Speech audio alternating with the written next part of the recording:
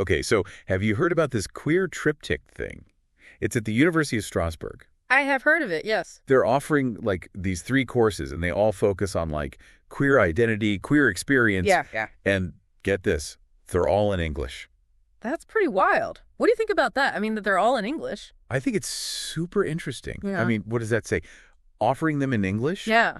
It's like they're inviting a global audience, right? Yeah. To think about these topics, these themes. It really emphasizes that this isn't just a local thing or something. These are global ideas and experiences, not just tied to one language or one culture. It's a global conversation. Exactly. Yeah. And, the courses themselves, you've got queer literature, queer movement. Queer expression. Yeah, I saw those listed. It's like they've created this, like, framework Yeah. for understanding queer identity, but for these different angles, right? And what's really interesting to me, at least from the descriptions, they're pushing for this blend of like hard academic study, but also personal exploration, which you don't always see. You're right, you don't. And that's what I think is so cool. I mean, just thinking about it, how that could lead to people having this, like, deeper understanding of what it means to be queer, what queer identity is. Yeah. Because it's not just theory then, right? Absolutely not, no. It folds in the actual lived experiences of people. Okay, so let's, like, break this whole triptych thing down a bit. Okay, yeah. Queer expression, that's the one that really, like, jumped out at me.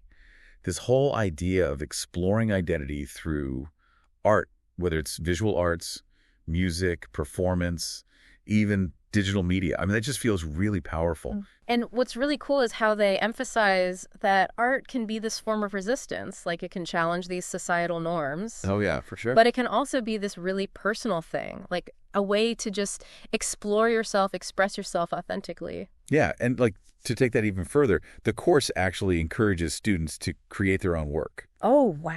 That's where I think the personal exploration part really comes in, Totally. That's where the rubber meets the road. Giving people the space to process, to grapple with these complex ideas, and then to actually make something, to find their own voice. So we've got artist resistance, artist self-discovery now. How does that connect to queer movements?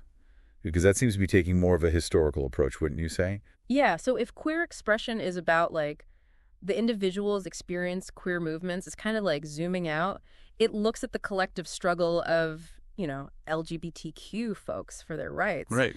And they trace it historically, which is really interesting, from huge moments like the Stonewall riots. Oh, wow. To, what's happening today all over the world. So it's a pretty huge historical sweep. I'm really curious about how they're exploring the intersection of activism with race, with gender, with class, because you can't separate those. You really can't. And they emphasize that, how these movements are constantly like evolving and how they intersect with other movements for social justice. It's all connected. LGBTQ history, activism, it doesn't happen in a vacuum. Yeah, it's all intertwined with these broader struggles for equality, for justice, just basic human rights. It seems like, especially now, this course could be incredibly relevant, given, I don't know if you agree, but it feels like globally, LGBTQ rights are constantly being debated, challenged, even rolled back in some places. Oh, absolutely. Understanding the history of these movements, the progress that we've made, but also the challenges that we're still facing. I mean, that's essential for anybody who wants to have a real conversation about this and to really take action. Absolutely. I think you're totally right. Which brings us to like the last part of this whole triptych thing, queer literature. Okay, yeah, tell me more about that one. Yeah. I gotta say, that one's got me really curious. I mean, there's something about exploring identity through storytelling, that just feels powerful. It is powerful, right? And they've got like such an interesting range of texts that they're looking at from these like early underground publications. Right. Even manifestos, pretty cool stuff. To, modern bestsellers, things you see on the shelf at the bookstore. Wow, so they're covering a lot of ground, huh? They even mentioned Zoe Leonard's I Want a President, which is really interesting. Oh, yeah, I've heard of that one. See, it's a great example of how like art can be this form of political expression. Oh, totally.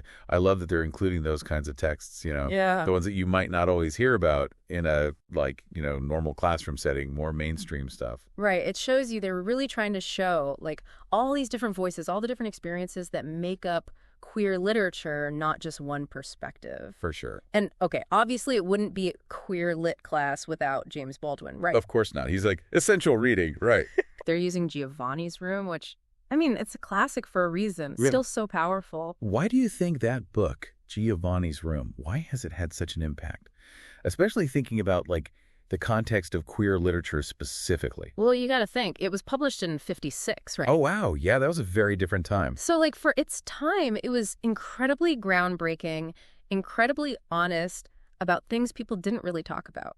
I mean, it tackles things like internalized homophobia, the pressure of societal expectations. Yeah, sure. And just that, like, universal search for identity, trying to figure out who you are, especially in a world that feels like it's against you. And Baldwin's writing, I don't know how he did it, but he just captures these really raw, honest emotions about queer love, about desire, about all of it. And people really connected with that. They really did, and they still do.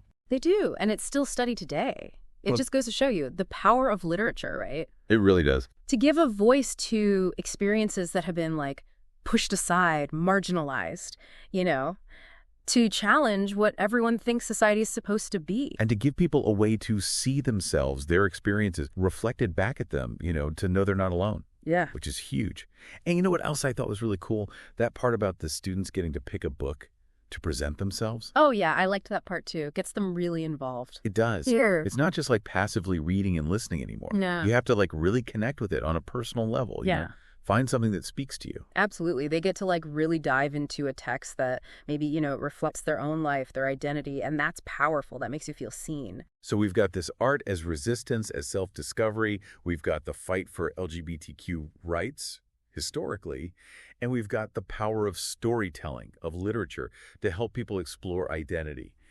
I'm starting to see how all these pieces, all these different courses, actually they all connect to tell this bigger story. Right. It's like they're saying if you really want to understand this, to really get it, you can't just look at one piece of it. The history matters, the personal stories matter, the art, the politics, it's all woven together. And you've got this added layer, this extra thing of these courses being taught in English at this university in France, which, again, just adds this whole nother level to it, don't you think? It's not just about what they're teaching, but who can be a part of this conversation, right? It kind of expands it beyond just one place, one language. Yeah, for sure. It's like a sign, Yeah. that this is important, this matters. It says these issues, these ideas, they're not just confined to one place. They're meant to be explored and discussed by everyone. It's like creating this, I don't know, like a global classroom. Yeah. Where these ideas can be, bounced around, debated, all that. Exactly. And that's what's so exciting, right? I mean, the more we can like encourage those conversations. Yeah.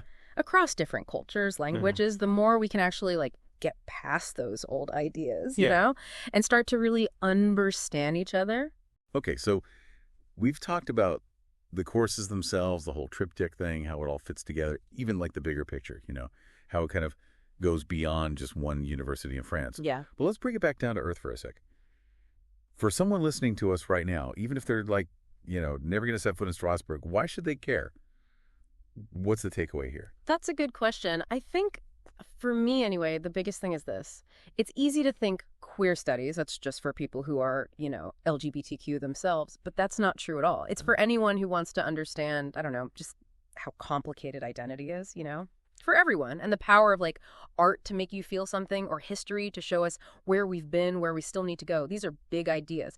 It's about, like you said, challenging yourself to see things differently, to get beyond the script that we've all been handed about how the world works. And who gets to be a part of it, right? Exactly.